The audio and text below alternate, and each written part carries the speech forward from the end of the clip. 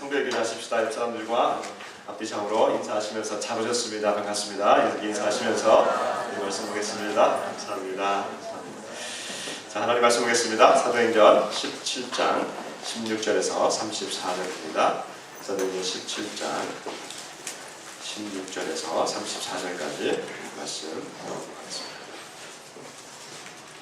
교독하겠습니다. 사도행전 17장 16절에서 34절입니다.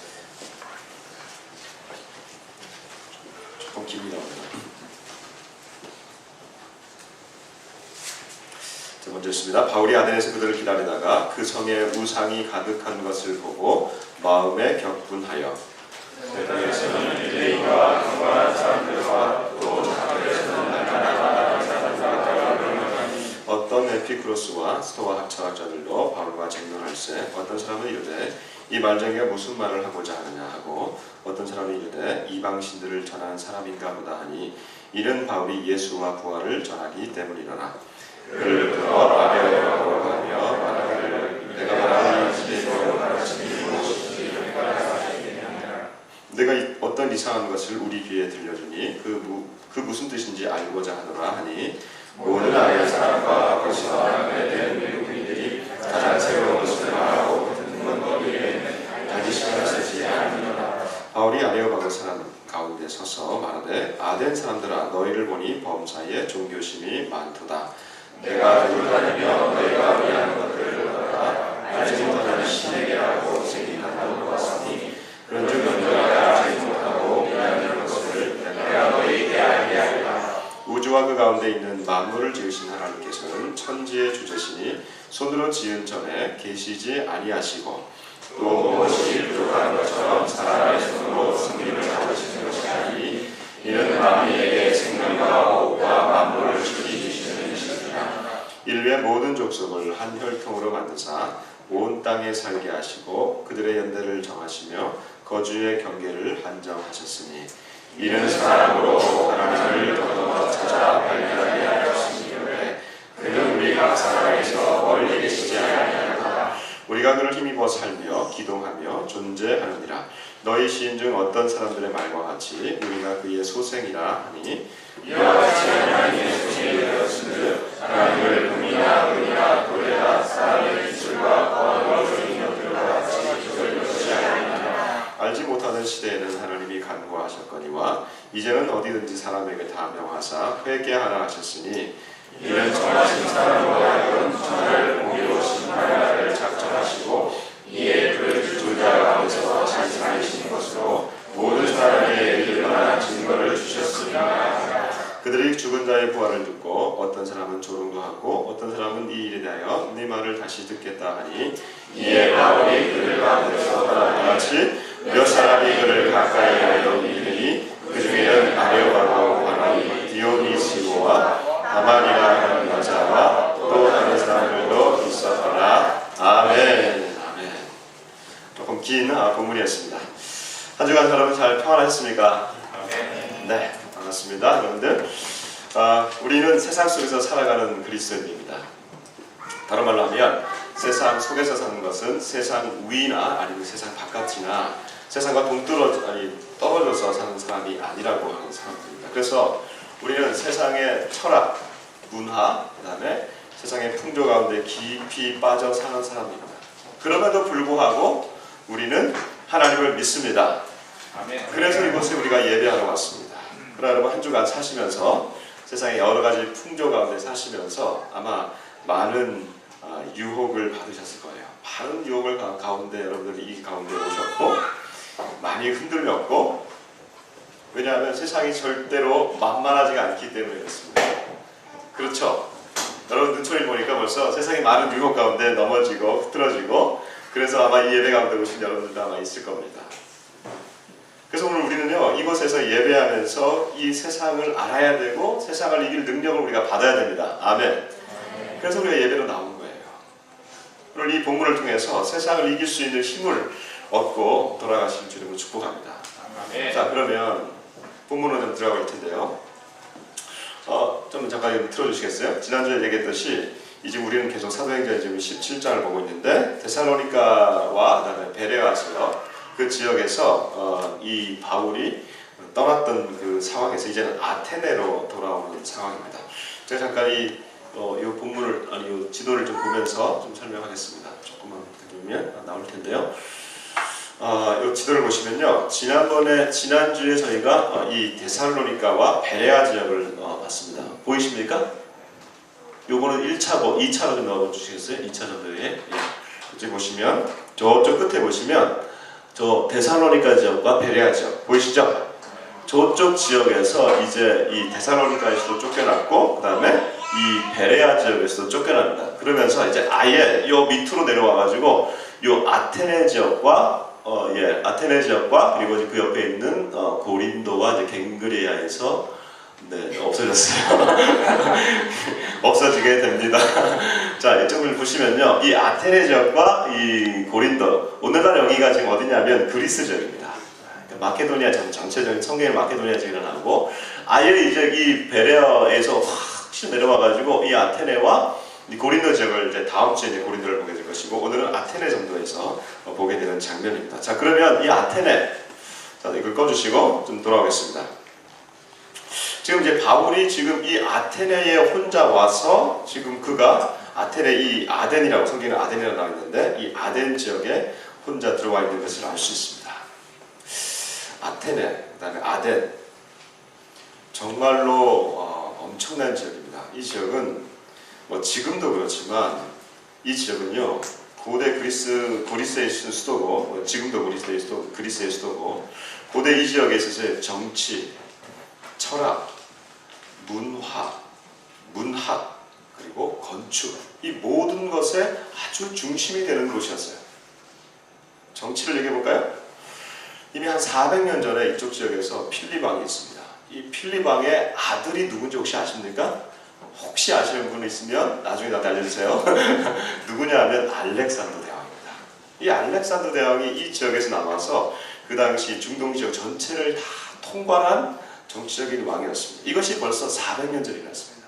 300년 전, 400년 전에 이 정치적으로 엄청난 우수성을 보인 이 민족이 바로 이 그리스 지역이고, 그리고 아테네입니다.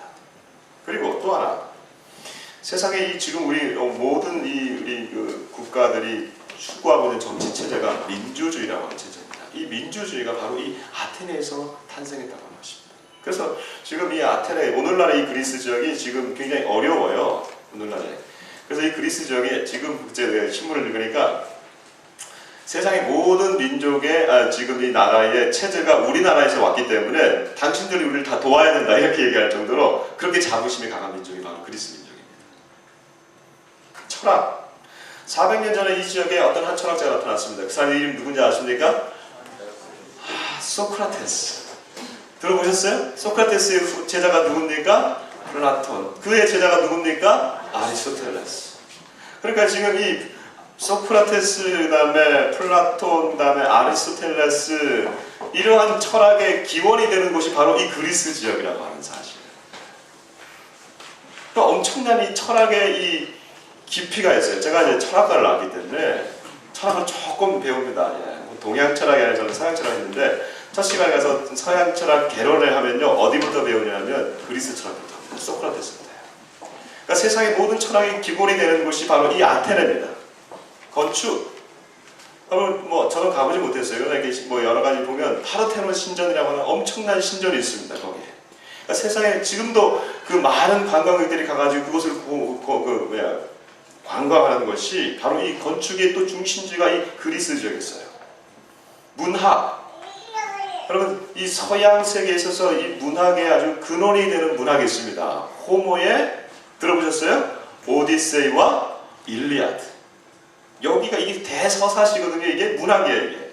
그러니까 이 모든 것이 지금 이 그리스 지역에서 300년, 400년 전, 지금 이 바울이 왔을 이 시점에서부터 300년, 400년 전에 그 문화와 이 철학과 이 모든 것이 일어났던 곳이 바로 이 그리스 지역, 아테네입니다.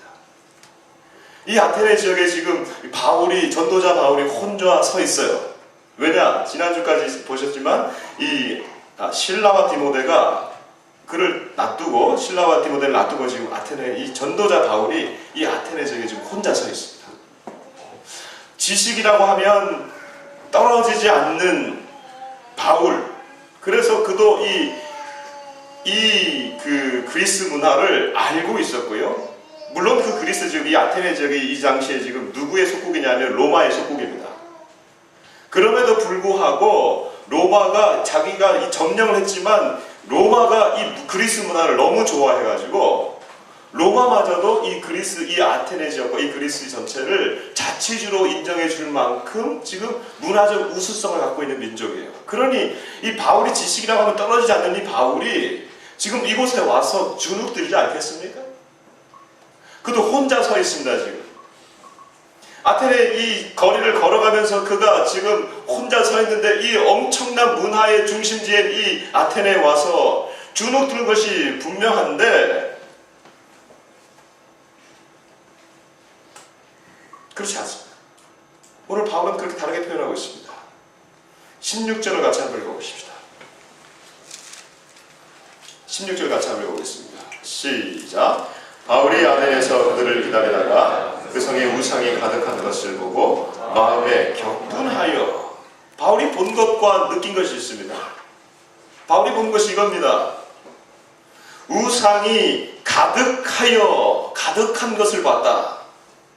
가득하다, 우상이 가득하다. 이 원어로 보면요, 이 전체적인 뜻은 뭐냐면요, 우상으로 인해 가지고 밑에 발밑에 우상들이 있다 이런 뜻이에요. 다른 말로 하면 우상으로 잠겨버린 듯한 그러한 도시, 아니면 우상으로 숲으로 이렇게 덮여버린 듯한 도시, 이것을 보았다는 거예요. 그러니까 그리스인들의 이런 문학과 철학과 이 정치가 엄청나게 많지만 그러나 그들의 영적인 배경 뒤에는 뭐가 있냐면 수많은 신들이 있는 거예요. 수많은 신들을 그들이 섬기면서 그들과 함께 있는 그런 생활을 가운데 그들이 잠겨있는 듯한 모습을 보게 돼요. 그럼 바울이 느낀 게 뭐예요? 여기 보니까 마음에 격분하여. 지금 바울이 우리가 아까 말씀드렸죠. 이 엄청난 문화와 철학과 이런 도시 가운데 그가 혼자 서 있잖아요 지금. 그러면 주눅 들 수도 있는데 그의 마음에 무슨 마음이 드러나냐면 격분한다. 다른 말로 하면 분노가 일어나고 있다. 우상들로 덮여있는 이 도시를 보면서 바울의 마음 가운데는요 분노가 일어나고 있는 거예요. 이걸 우리는 다른 말로 하면 거룩한 분노라고 합니다. 왜 바울이 이런 마음이 있습니까? 그걸 알고 있기 때문에 그래요. 유일하신 하나님을 섬기고 있기 때문에 하나님을 섬기고 있는 사람으로서 마음에 격분과 분노가 일어나는 것은 당연한 거예요. 제가 예전에 우리 말레이시아로 단기 선교를 떠난 적이 있습니다. 우리 팀들과 함께 말레이시아에 갔더니 페낭이라고 하는 그 도시가 있는데 페낭이라는 도시가 보면요 조지타운이라는 거리가 있습니다. 그렇게 길지 않은 거리예요. 그 거리에는요 참 신기하게도 세상의 모든 종교가 다 집합되어 있는 그 거리예요. 여기 가셨던 분들 계신데 이렇게 길을 걸어가면서 이 길 양옆에 사원들이 있는데 이쪽에는 힌두교 사원이 있습니다. 그리고 그 건너편에는 바로 건너편에는 불교 사원이 있습니다. 도교 사원이 있습니다. 그 건너편에는 또 뭐가 있냐면 이슬람 사원이 있습니다. 그 건너편에는 좀만 더 가면 천주교 성당이 있고요. 좀만 가면 우리 개신교 교회가 있어요. 아니 그 한 거리에 멀지 않은 한 블락 옆에 모든 종교가 다 있는 듯해요. 이 말레이시아는 이슬람 나라인데 그 거리만큼은 모든 걸 다 허용해야 보라고 그래가지고 그것도 새로 지은 게 아니라 오래된 동물들이에요. 그래서 우리 단기선교팀이 도착해서 그 다음날 첫 번째로 거기를 갔는데 힌두교 사원을 지날 때 그 동물 모양의 그 신들 있지 않습니까? 그걸 보면서 우리 마음이 아파요. 또 옆에 길 건너서 여기 불교산을 갔는데 중국 사람들이 거기 중국 사람들이거든요. 중국 사람들이 향을 얼마나 피우는지 꽹과를 치면서 향 피우는데 마음이 아파요. 그리고 돌아와서 같이 마음을 나누는데 거룩한 분노들이 우리 가운데 조금씩 일어나면서 슬픔이 일어나는 것을 우리가 봤어요. 왜? 우리는 유일하신 하나님을 섬기기 때문에 그렇습니다. 이 바울이 유일하신 하나님을 섬기니까 거룩한 분노가 일어나는 거예요. 그래서 뛰어드는 거예요. 어떻게 뛰어드는지 우리 17절 같이 한번 보십시다. 17절 시작. 회당에서는 유대인과 경건한 사람들과 또 장터에서는 날마다 하는 사람들과 두 군데입니다. 회당과 장터로 뛰어들었습니다. 회당, 지난번에 말씀드렸습니다. 회당에서는 유대인들과 유대인이 있고, 그다음 유대인은 아니지만 경건한, 즉 하나님을 믿고자 하는 이방인들, 여기서는 이제 그리스 사람들이겠죠. 헬라 사람이라고 합니다. 이런 사람들을 들어가서 이들에게 하나님을 알고 있으니까 예수님에 대해서 알려주는 작업입니다. 그런데 두 번째 장면에 보니까 장터라고 얘기하고 있습니다. 회당에서는 우리가 계속 바울이 들어간 곳은 회당이었기 때문에 우리는 더 이상 얘기하지 않겠습니다. 그런데 장터입니다. 다른 말로 하면 여기 그 장터, 그리스 장터는 뭐냐면요, 아고라 들어보셨어요? 다음에 아고라 뭐 여러 가지 게시판들이 일어나면 뭐 그 아고라에서 뭐 일어난다 그러죠. 그 아고라가 뭐냐면 시장이라는 뜻이고 이 공터라는 뜻이고, 요 당시 그리스 사람들은요 아고라에 모여가지고 물건도 팔기도 하고 놀이도 하고 이런 곳이었어요. 이 장터에서 이 장터로 뛰어드는 거예요. 거기서 만나는 사람들마다 계속 하나님에 대해서 얘기하게 되는 거예요. 즉 이 장터에서 만나는 사람들을 대상 어떤 사람들이냐면 하나님을 모르는 사람들이에요. 유대인들처럼 구약을 알거나 하나님에 대해서 관심도 없는 사람들. 그러니까 완전한 철저한 불신자들 내지는 미신론자들 아니면 그런 범신론자들 아니면 아예 하나님이라고 하는 것을 모르는 사람들이에요. 바울이 이 전도 여행을 하면서 그 전체 전도 여행을 하면서 딱 두 번 이 정도 이 하나님을 알지 못하는 사람들을 향해서 두 번 설교합니다. 14장에 가면요, 우리가 지나왔지만 14장에 보면요, 루스드라에서 이 바울이 알지 못하는 사람들에게 전도합니다. 그때 이들이 우와, 바울과 바나바가 설교하니까 우와, 이거 하늘에서 내려온 제우스와 헤르메스다 해가지고 그때 그들 앞에서 제사를 드리려고 했던 그 장면이 하나 있습니다. 오늘 이 장면, 특별히 그때 그 장면보다 오늘 이 장면은요 완전 풀로 하나님을 알지 못하는 사람들을 향해서 전도하는 설교 내용이에요. 사실 뭐 제가 오늘 또 이걸 뭐 제 설교처럼 이렇게 할 필요는 없어요. 또 그냥 우리가 오늘 이 바울이 어떻게 하나님을 알지 못하는 사람들에게 전도했는지, 그러면서 우리는 어떻게 받아들여야 되는지 오늘 그 말씀을 같이 한번 나눠보자 합니다. 이 바울이 이렇게 나와서 얘기를 하니까요, 그래도 한번 읽어보십시다. 우리 18절 같이 한번 읽어봅시다. 시작. 어떤 에피쿠루스와 스토아 철학자들도 바울과 쟁론할세. 어떤 사람은 이르되 이방신들을 전하는 사람인가 하니 이는 바울이 예수와 부활을 전하기 때문이라. 아멘. 지금 장터에서 만난 하나님을 알지 못하는 사람이 두 그룹으로 나와 있습니다. 한 그룹은 에피쿠루스 학파와 또 한 그룹은 스토아 학파. 혹시 여러분들 아마 이 철학자들 얘기를 들어보셨죠? 들어보신 분이 있을 수도 있고 없는 분도 있을 수도 있는데, 제가 간단하게 말씀드릴게요.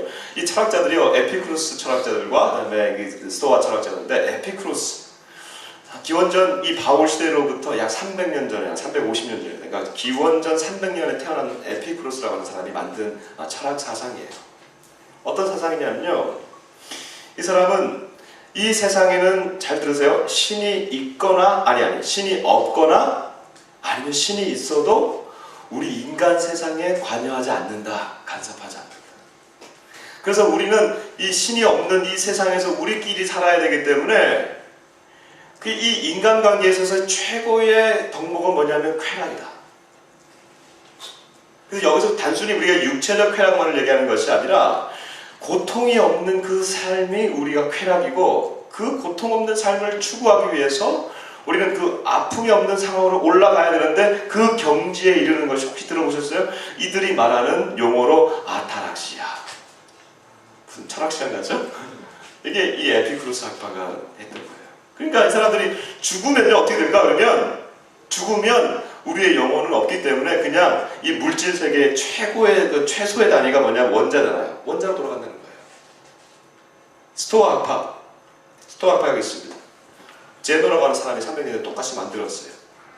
이 사람들은 삶에서 제일 중요한 것이 뭐냐면 인간의 이성이라는 거예요. 인간의 이성을 가지고 생각을 해야 되는데, 유일신은 없어요.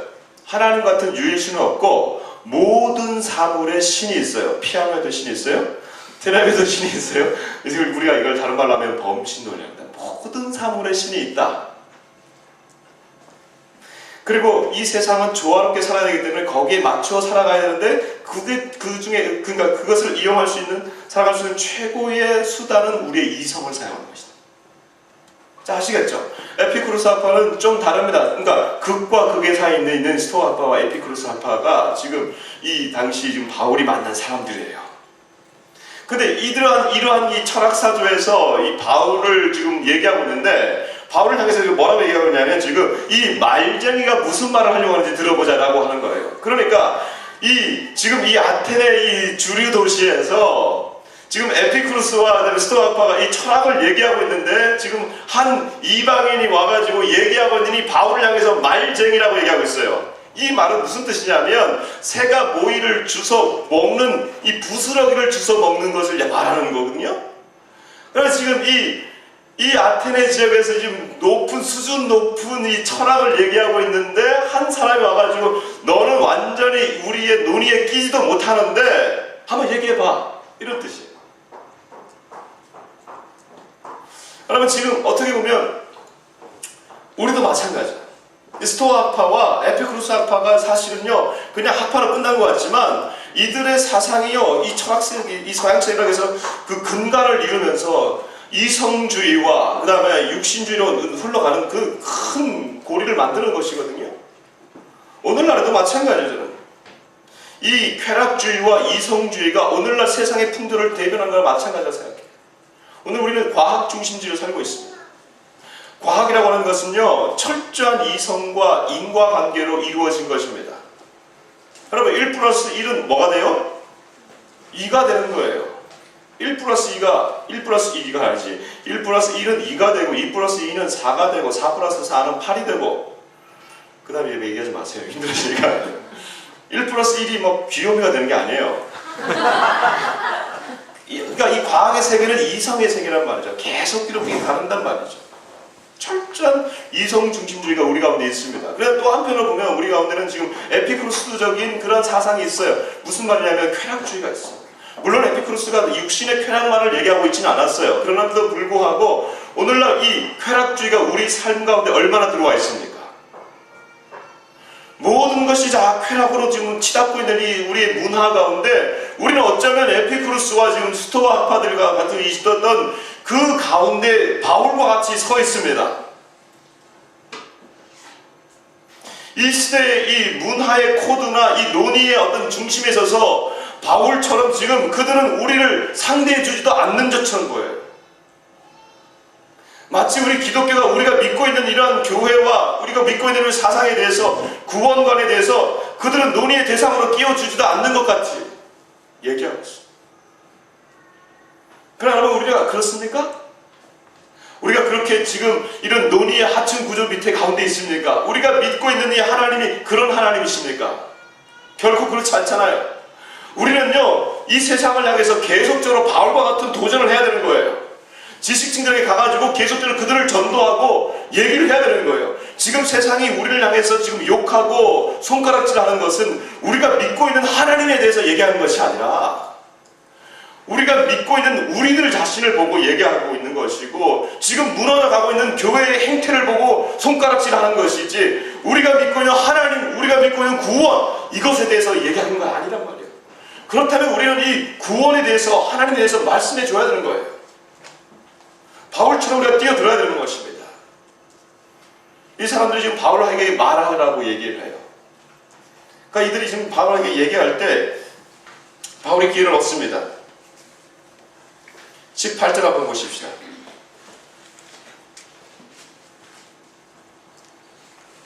19절 같이 한번 읽어보겠습니다. 시작. 그를 붙들어 아레오바그로 가며 말하기를, 내가 말하는 이 새로운 가르침이 무엇인지 우리가 알 수 있겠느냐 하면서, 이 새로운 가르침, 그러니까 이들이 뭐 구원을 받아들이거나 그런 게 아니라 어떤 철학적인 논의 가운데 새로운 가르침이 있으면 한번 얘기해봐라, 이런 뜻이에요. 그러면서 이들이 좀 오해하고 있는 게 뭐냐면, 바울이 18절 보니까 바울이 예수와 부활을 전하기 때문이라 이렇게 얘기하고 있어요. 근데 사실은요, 이들이 잘못 생각했던 것이 예수라고 하는 신과 그 다음에 부활이라고 하는 신이라고 하는 게 있나 보다라고 얘기한 거예요. 원래 그 부활이라고 하는 것이 그 헬라어로 보면요, 아타나시스거든요. 그러니까 무슨 부활 여신인가 보다. 아타나시스 비슷하잖아요, 여신의 이런 것이, 그렇죠? 아프로디테 이런 것처럼. 어쨌든 지금 이 불신자들에게 전도할 수 있는 기회가 선포됐습니다. 자, 그러면 제가 이 하나님께서 이 바울이 얘기하고 있는 이 장면에 대해서 내가 간단하게 말씀드리겠습니다. 여러분 이 네 가지 우리가 생각해 보면서 오늘 우리 가운데 어떻게 또 우리 도입을 해야 되는지 우리가 좀 보겠습니다. 자, 먼저 첫 번째 부분은요, 바울이 어떻게 접근하고 있는지를 좀 보겠습니다. 같이 한번 22절과 23절 같이 한번 읽어봅니다. 시작. 바울이 아레오바고 가운데 서서 말하되 아덴 사람들아 너희를 보니 범사의 종교심이 많도다. 내가 두루 다니며 너희가 위하는 것들을 보다가 알지 못하는 신에게라고 새긴 단도 보았으니 그런즉 너희가 알지 못하고 위하는 것을 내가 너희에게 알게 하리라. 아멘. 자, 보세요. 지금 이 처음에 니네 얘기 한번 해봐라. 그러니까 지금 이제 바울이 접근하고 있는 이 장면입니다. 첫 번째 바울이 접근할 때 굉장히 도입 부분을 잘 했어요. 도입입니다, 도입. 여러분, 우리가 이제 이것을 보면서 우리가 어떻게 전도할 것인가를 좀 생각해 보는 건데요. 전혀 알지 못하는 사람이 가가지고 무조건 하나님을 전할 수 없잖아요. 그렇죠? 첫 번째 얘기 보니까 내가 가다가 보니까 여러분들 정말로 종교심이 많구나. 어떤 그 신을 봤는데 그 신을 여러분들 새긴 단을 봤는데 거기는 이렇게 이름이 적혀 있더라. 이름을 알지 못하는 신에게 해놓고 어떤 신을 만들어 놨다는 거예요. 아, 너무나 이 종교심이 많구나. 그래서 내가 그러면 오늘부터 내가 지금 이 시간 여러분들에게 이 신에 대해서 여러분이 알지 못하고 있는 이 신에 대해서 내가 여러분들에게 말씀을 전하겠습니다 하면서 시간을 얻게 되는 겁니다. 도입 부분이에요. 굉장히 중요한 도입 부분이에요. 여러분, 우리가 하나님을 알지 못하는데 갑자기 하나님에 대해서 들어가는 게 아니라, 저는 2주전에도 말씀드렸지만 당신의 행복 점수는 몇 점이시면 됩니까? 1점에서 10점까지 많이 매긴다면 당신의 행복 점수는 몇 점 정도 된다고 생각하십니까? 이렇게 도입 부분을 가면서 말씀을 전하는 것이죠. 자, 두 번째로 갑니다. 이제 두 번째가 제일 중요합니다. 두 번째는요, 이제 드디어 하나님에 대해서 소개하는 것입니다. 하나님이 누구신가? 하나님이 누구신가를 소개할 때 지금 이 바울이 교묘하게 아까 말씀드렸던 에피쿠로스적인 신관과 스토아적인 신관을 지금 배격하면서 얘기해주고 있어요. 한번 보십시다. 24절 한번 읽어보겠습니다. 24절 시작. 우주와 그 가운데 있는 만물을 지으신 하나님께서는 천지의 주제시니 손으로 지은 전에 계시지 아니하시고, 뭐라고 되어 있습니까? 우주를 만드시고 천지의 주제라고 하는 것은 이것을 주권적으로 다스리는 분이다, 이런 뜻입니다. 우리 하나님 이 땅을 만드셨을 뿐이 아니라 이 땅을 통치하시는 분이시다 라고 말하는 거예요. 25절 같이 또 읽어봅니다. 시작. 또 무엇이 부족한 것처럼 사람의 손으로 섬김을 받으시는 것이 아니니 이는 만민에게 생명과 호흡과 만물을 친히 주시는 이심이라. 아멘. 하나님 누구시냐 이거예요. 이 천지를 만드시고 우리에게 생명을 주시고 호흡을 주시고 만물 모든 걸 다 주시는 분이시다라고 말하는 겁니다. 이거는 다른 말로 하면 우리가 믿고 있는 이 하나님이 여러 신 중에 하나가 아니라 바다를 다스리는 분만이 아니라 하늘만 다스리는 분이 아니라 바다를 다스리는 분 포세이돈 이것만 아니고 하늘을 다스리는 분 제우스 이게 아니라 번개를 다스리는 신 누구죠?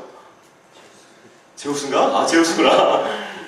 이런 신들만이 아니라 이 모든 걸 다 만들어 놓은 신이다. 그러니까 즉 아까 스토아파의 범신론이 아니에요. 여러 신 중에 하나가 아니라 우리가 믿는 이 하나님은 유일하신 하나님이신 줄 믿습니다. 이거라는 거예요. 이거. 또한 그분은요, 에피쿠로스 학파가 하나님은 없거나 아니면 하나님은 우리 인간의 삶에 관심이 없으시다 이런 것이 아니라 하나님은 철저하게 우리 인생에 관심을 가지고 계신 분이라고 말을 하고 있어요. 27절 같이 한번 읽어봅시다. 27절 26절 27절 시작. 인류의 모든 족속을 한 혈통으로 만드사 온 땅에 살게 하시고 그들의 연대를 정하시며 거주의 경계를 한정하셨으니 이는 사람으로 하나님을 더듬어 찾아 발견하게 하신 분이시되 그는 우리 각 사람에게서 멀리 계시지 아니하도다. 아멘. 하나님은 멀리 계시지 아니하신다. 하나님 저쪽에 계셔서 우리에게는 관심도 없으시다. 그렇잖아요. 성경에 보니까 하나님은 우리의 머리카락도 세어서 아시는 바 되었다라고 얘기하고 있어요. 아, 얘는 30만 6,700개의 머리카락이 있구나. 이런 정도란 말이죠.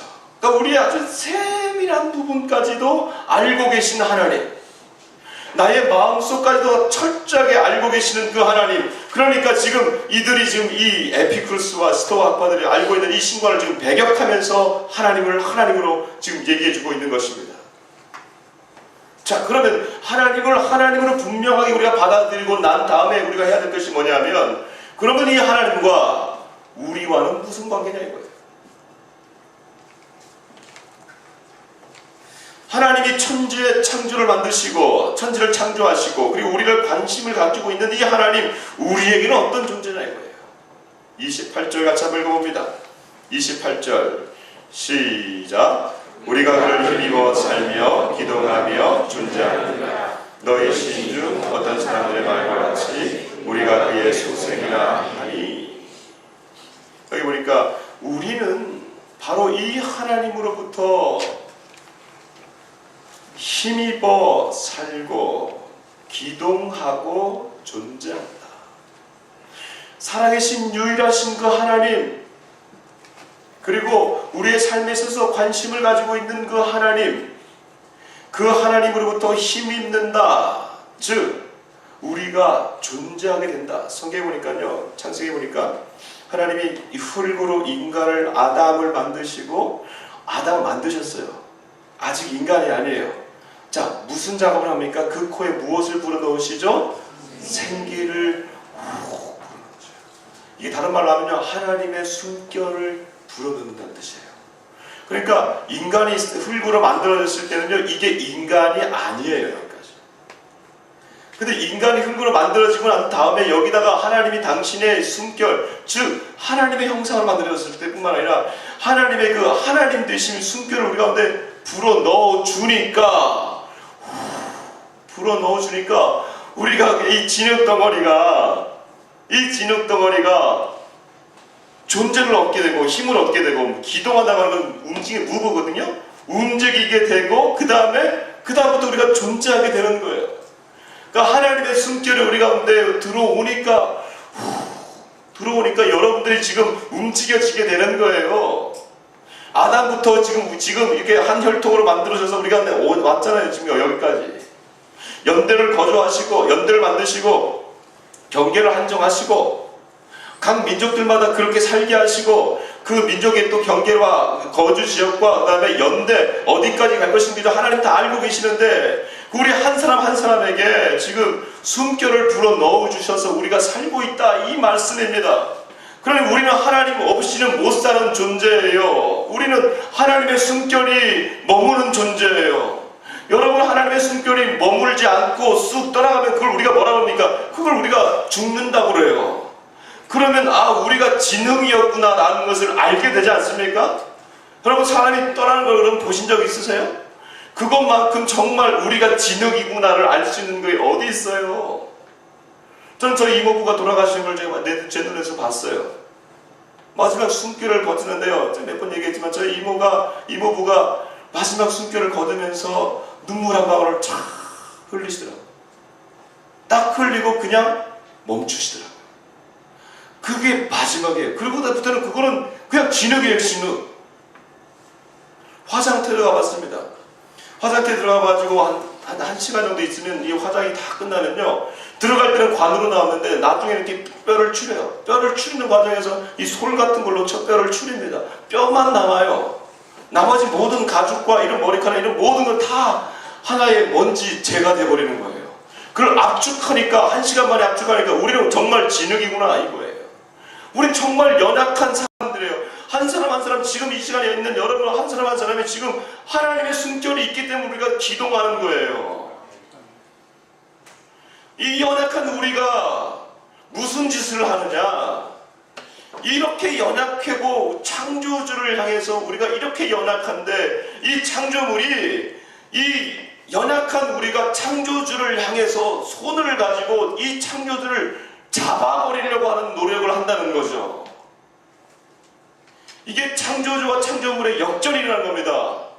저와 여러분은 하나님이 우리를 창조하셔서 여기 숨결을 가지고 살고 있는데, 우리는 그 창조주를 우리의 손으로 가지고 들어와서 우리의 손으로 만드는 작업을 하고 있어요. 뭐냐면요, 24절과 25절을 보면 계속 나오는 장이 있습니다. 제가 한번 읽어보겠습니다. 하나님께서는 천지의 주제신 24절, 손으로 지은 전에 계시지 아니하시고, 25절, 또 무엇이 부족한 것처럼 사람의 손으로 섬김 받으시는 것이 아니니, 29절 중간입니다. 하나님을 금이나 은이나 돌에다 사람의 기술과 고안으로 새긴 것들과 같이 여길 것이 아니니라. 무슨 말이에요? 사람들은 하나님을 자신의 손으로 만들어서 우상을 만들기도 합니다. 어떤 나무를 또 조각하기도 합니다. 이런 모든 이런 조각하는 행위, 그리고 신을 만들어서 어디다가 모시는 행위, 이것은 자신들이 그 하나님이라 여기기 때문에 만드는 것인데, 그 창조주를 자신의 손이나 자신의 집이나 어떤 곳에다 모셔놓고 그것을 조절하려고 하는 행위라고 하는 것이죠. 하나님은 그렇지 않으시거든요. 만약에 그들이 섬기고 있는 것이 신이라면은 그렇게 자신들이 만들 필요가 없지 않겠습니까? 그런데 사단은 계속적으로 형상을 만들어라, 그리고 그 앞에 정해진 시간에 뭔가를 가지고 와라, 그리고 여러 가지 법칙들을 만들어서 그것을 어기면은, 다른 말로 하면 결혼할 때도 나를 잘못 잡으면, 이사할 때도 나를 잘못 잡으면 벌을 주겠다. 대표적인 게 부적 아닙니까? 부적. 그게 아니라고 하는 것이죠. 하나님은 우리의 손에 놀아나지 않겠다고 하는 거예요. 그럼 우리가 어떻게 할 것인가? 이 하나님과 우리의 관계 가운데 이렇게 된다면, 우리가 창조물이고 우리가 하나님의 숨결 가운데 살고 있다면 우리는 어떻게 할 것이냐? 소극적인 것과 적극적인 것이 있습니다. 27절 한번 읽어보겠습니다. 다시 한번 27절 같이 한번 읽어봅니다. 시작. 이는 사람으로 혹 하나님을 더듬어 찾아 발견하게 하리니 그는 우리 각 사람에게서 멀리 계시지 아니하시도다. 아멘. 하나님을 소극적으로 우리가 하나님께 나아갈 때요, 이런 하나님을 알려 할 때 우리가 어떻게 해야 되냐면, 소극적으로라도 하나님을 더듬어서 찾아야 된다고 해요. 지금 이 설교는 지금 이 하나님을 알지 못하는 사람들에게 하고 있어요. 불신자들, 지금 하나님에 대해서 전혀 모르고 있는 사람들에게 하고 있어요. 근데 하나님, 목사님, 어떻게 하나님을 알지 못하는데 더듬어 찾을 수 있습니까? 근데 하나님께서는 일반 계시, 자연 계시를 통해서 하나님을 알만한, 로마서에 보니까 하나님을 알만한 것을 우리 각 인생들에게 부어주셨다고 했어요. 그래서 우리 가운데는 하나님에 대한 그 열망이 있어요. 그 절대자에 대한 열망이 있어요. 그걸 더듬어 찾아가는 과정이 그거예요. 이 더듬어 찾는다고 하는 그 원어는 어떤 뜻이냐면, 어둠 가운데 아무것도 없을 때 이 눈으로는 보이지 않지만 우리의 이 손으로 이렇게 확 더듬어 가지고, 아, 이게 사람이구나, 이게 피아노구나, 이렇게 되는 거예요. 그러니까 암중모색이라고 그러죠. 그런 작업을 이 불신자들이 할 수 있다는 거예요. 그럼 적극적으로 해야 되겠어요. 적극적으로 해야 될 것이 뭐냐면요, 30절입니다. 30절 같이 한번 읽어봅시다. 시작. 알지 못하던 시대에는 하나님이 간구하셨거니와 이제는 어디든지 사람에게 다 명하사 회개하라 하셨으니. 아멘. 아멘. 적극적으로 해야 될 건 무엇입니까? 하나님을 더듬어 찾을 뿐만 아니라 더 적극적으로는 회개하라. 하나님을 알지 못하던 그 시기에서, 하나님을 나의 손아귀에 쥐려고 하는 그 시도에서, 하나님을 찾지도 않았던 그러한 과거에서부터 돌아서라, 회개하라. 여기서 지금 하나 빠진 게 있습니다. 그것은 예수 그리스도에 대한 얘기입니다. 그래서 많은 학자들이 이 아테네에서 이런 철학자들과 얘기하면서 전도했던 이 시도가 실패했다. 그래서 그가 고린도 그 다음에 가거든요. 그래서 그가 고린도에서 보낸 편지에 보면, 내가 이제 그 예수 그리스도가 못 박혀 죽은 십자가에 내가 알지 않기로 작정하였습니다 라고 했던 그 고백을 이때의 실패를 통해서 했다라고 많은 학자들이 얘기해요. 뭐 그럴 수도 있습니다. 그러나 여러분, 회개하라고 얘기하실 때 우리가 예수님에 대해서 그가 얘기하지 않았을 거라고 생각하지 않아요. 바울이 지금까지 예수님에 대해서 얘기했거든요. 우리가 어떻게 회개하라고 얘기할 수 있습니까? 사람에게 회개하라. 회개할 수 있는 근거가 무엇이기 때문에 우리가 회개하라고 할 수 있겠어요? 믿지 않는 사람들은 당신 회개하십시오. 당신 죄 지은 것을 회개하십시오. 근데 그 죄에 대한 책임과 그 죄에 대한 회개할 수 있는 근거를 마련해주지 않고 어떻게 회개라고 할 수 있겠어요? 그러니까 이 말씀 안에는요, 예수님에 대한 얘기가 있는 거예요. 회개하라 얘기할 때는요, 단순히 이 하나님을 창조주로 섬기지 않는 거기서부터 나와서 하나님을 창조주로 섬길 수 있는 그 유일한 길, 예수 그리스도, 그것에 대해서 그가 얘기했을 거라 생각해요. 자, 그렇면 여러분, 오늘 이 안에서 혹시 예수님에 대해서 아직도 알지 못하고 하나님을 창조주로 하나님을 알지 못하시는 분들, 제가 볼 때는 별로 없어요. 이거 어떡하지 그러면. 그러나 또 이 말씀 우리가 받아들여야 됩니다. 왜냐? 우리는 도입 부분도 봤습니다. 그리고 하나님의 관계, 하나님이 어떤 분인지 우리는 알고 있습니다. 그리고 그분이 창조주이시고 그분이 우리 창조물이라는 것을 알고 있습니다. 그러나 이 영역에서 우리가 틀어지기 시작합니다. 우리가 신앙생활을 하면서도 많은 영역에 있어서 창조주를 자꾸만 내 안으로 가지고 들어오려는 시도를 우리가 할 때가 너무나 많이 있어요. 신앙생활이 10년, 20년, 30년 이렇게 습관화되다 보면 그 신앙생활 안에서 하나님으로 여기며 나는 여전히 창조물의 자리에 있어야 되는데 우리가 어느 순간에 창조주의 자리를 잠깐 엿볼 때가 있단 말이죠. 교회들도 그럴 때가 있고 가정도 그렇고 개인도 그럴 때가 너무나 많이 있어요. 건물을 화려하게 짓거나 커지면 그것이 하나님이 하신 일이 아니에요. 내 사업이 잘 되면 그것이 하나님이 하신 일은 아닐 수 있어요. 내 계획대로 내가 착착착 세워놓고 그 계획대로 간다. 그러면 하나님이 하셨다. 그럴 때 여러분들의 창조주의 자리에 앉아있을 수 있다고 생각하십시오. 제가 어제 신학교 들어갔을 때 생각이 났어요. 제가 96년에 신학교를 들어갔거든요. 96년에 신학교 들어가서 그 날이 생각나는데 무슨 날이었냐면 제 인생의 계획표를 한번 쫙 적어본 날이 있어요. 그걸 제가 그 영어 사전에다가 놨기 때문에 제가 항상 그 영어 사전을 제가 생각하고 있었는데 어제 다시 한번 그걸 꺼내봤어요. 제 인생의 계획표를 제가 1996년 1월 8일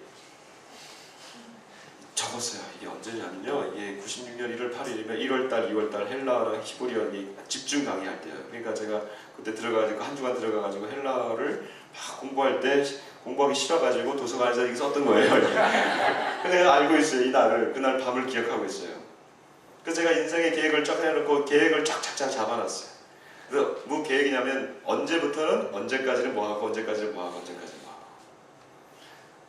첫 번째로 99년에 제가 신학교를 졸업한다. 그건 맞죠. 96년에 들어갔으니까 3년 딱 지나는 거죠. 그리고 그 다음부터 제가 적어놨어요. 2000년에 제가 미국 유학을 간다.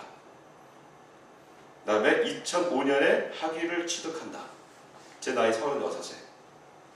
그리고 2005년 그날 미국 생활을 그로부터 10년 지나고 5년 지나고 난 다음에 미국 생활을 정리한다. 제 나이 40에. 그리고 2010년에 북한의 교회를 세운다. 이게 제 인생 계획이었어요. 이대로 된 거 하나도 없습니다. 근데 이걸 가지고 뭐라 그런 게 아니라 제가 여기다 뭐라고 써놨냐면요. 제가 회개하면서 얘기하는 거예요. 영어로 써놨어요. 막 미국 유학 가야 되니까. 이렇게 써놨어요. The Vision of 광민하. 누구에게 다른 말로 하면 하광민의 비전. 해놓고 제가 이렇게 계획을 세우는 거예요. 이렇게 다. 계획 세우기 잘못된 게 아니에요. 근데 이게 하나님의 계획이 아니라 하나님의 비전이 아니라 내 비전이라고 해놓은 거예요. 어제 이걸 다시 한번 쭉 보면서 내 계획 그리고 내가 이것을 하나님의 영광을 돌리겠다 해놓고 내가 만든 계획, 내가 만든 그 틀 이걸 조금이라도 벗어나면 마치 뭔가 틀어지고 하나님 어디 계십니까? 라고 얘기해버리는 그런 틀, 우리가 하나님의 자리에 우리가 와 있지 않냐 이거예요. 여러분이 계획은 하나님이 하시고 여러분이 계획을 세우고 하나님을 도와주는 그러한 보조자로 여러분 하나님을 생각하시면 안 돼요. 그래서 항상 우리가 기도할 때는 제가 항상 얘기하는 것입니다. 하나님 나를 도와주세요가 아니라 하나님 나를 인도해 주세요. 당신의 계획으로 나를 인도해 주세요. 이것이 정확한 기도라고 하는 것이죠. 근데 요즘은 제가 막 급하니까 요즘 하나님 나를 도와주세요 막 이런 기도가 나오긴 해요. 인지상정이지만 그럼에도 불구하고 우리가 하나님을 하나님의 자리에 올려드리는 자, 그분이 나를 통치하는 그 관계, 이걸로 나가야 돼요. 말씀을 냈습니다. 우리는 이곳 지난주에 생명나래라고 하는 이름을 우리가 이곳에서 결정하고 우리 교회를 생명나래교회라고 했습니다. 왜 생명이냐? 저는 가장 중요한 것이 생명이 살아나는 것, 생명이 유지되는 것, 하나님의 숨결인 우리의 생명이 계속적으로 바른 길을 가는 것, 이것이 가장 중요하다고 생각합니다. 그리고 육신의 생명도 중요하지만 영혼의 생명이 더 중요하기 때문에 이 생명나래교회에서는 영혼의 생명과 육신의 생명이 계속적으로 살아나는 그런 공간이 되었으면 좋겠습니다. 그래서 시편의 그 기자처럼 여호와는 나의 목자시니 내가 부족함이 없으리로다. 그가 나를 푸른 풀밭에 누이시며 쉴 만한 물가로 인도하시려도다. 그 다음 뭐예요? 내 영혼을 소생시키시며, 내 영혼을 소생시키시며, 내 영혼의 생명의 핵심은 영혼입니다. 그 영혼이 매번 우리가 모일 때마다 살아나고 이곳에서 하나님을 알지 못하는 그 영혼이 닫혀버린 자들이 이곳에 와서 말씀을 듣고 기도하다가 그 영혼이 살아나는 그 작업, 그 공간이 되었으면 정말 좋겠습니다. 그래서 우리가 이곳에서 올 때마다 불신자를 데려오세요. 하나님 알지 못하는 자들을 데려오세요. 아니면 여러분이 나가서 하나님 알지 못하는 자들에게 나가서 이 말씀을 전하세요. 영혼이 열릴 것입니다. 더 나아가 우리들도 이 생명이 유지가 되어야 되잖아요. 얼마나 우리 이 세상 풍조 가운데 우리가 들어가 있습니까? 스토아파적인 이런 이성중심주의, 학과 강의를 들으면서도 여러분 계속 고민하실 거예요. 학생들은 내가 성경에서 배운 것이 맞는가? 교수님이 말하고 있는 것이 저것이 왜 저렇게 말하는가? 고민하실 거예요. 이 말씀을 가지고 여러분 이겨내십시오. 직장 가운데 상사들과 함께 있으면서 이 관계 가운데 내가 그리스도인으로서 어떤 관계를 가져야 될지 고민할 때가 너무나 많이 있을 거예요. 쾌락주의가 이 만연하게 있는 이 문화 가운데 여러분 사시기 정말 어려우실 거예요. 그럴 때마다 이 오늘 말씀을 기억하시면서 생명의 주관자는 하나님이시구나. 그래서 우리가 모일 때마다 이 생명이 살아나고 예수님을 높여드리고 예수님 때문에 우리가 행복한 이 교회, 생명나래교회. 그래서 여기는 북한 분들이 오시든지 천한 자들이 오든지 가지지 못한 자들이 오든지 아니면 가진 자들이 오든지 아니면 배운 자들이 온다 할지라도 이 말씀 앞에 우리가 무릎을 꿇을 수 있는 교회, 하나님이 우리의 왕이시구나, 하나님을 높여드리는 그 교회, 그 교회가 되기를 주의 이름으로 축복합니다. 그런 교회로 우리가 하나씩 만들어 가십시다. 할렐루야. 다 같이 일어나셔서 우리 하나님 이름을 높여드리고 우리 하나님께 나아갈 수 있는 유일한 방법, 예수 그리스도의 능력, 예수 그리스도의 보혈, 찬송가 202장 찬양하시면서 기도하시겠습니다.